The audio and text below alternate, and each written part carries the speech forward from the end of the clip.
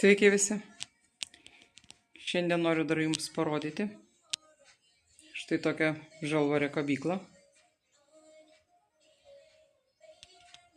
Kabykla dar turi tokį tarpą.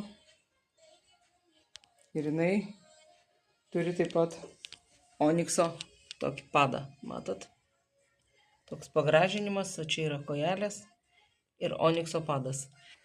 Tai jin taip stabiliai stovi, kadangi jisai jau yra padas, ne kojelės, neduoda jam vibracijos tokios. Pakaba tikrai labai įspūdingo grožio. Jau aš ją turiu tik vieną. Tikrai. Matot, kokio grožio. Labai graži ta kepurė.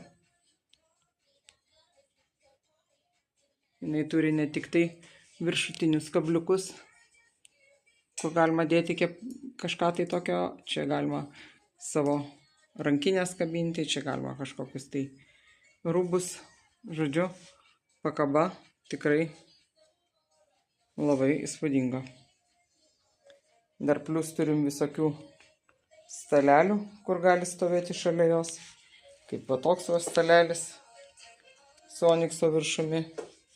Taip pat čia yra staleliai. Yra žalvario staliukas. Tai prisirinkimas didelis. Taip pat turime dar konsolių su žalvariu.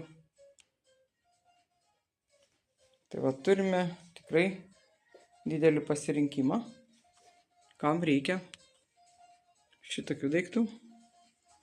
Tai lauksiu visų žinučių, kas susidomėjo.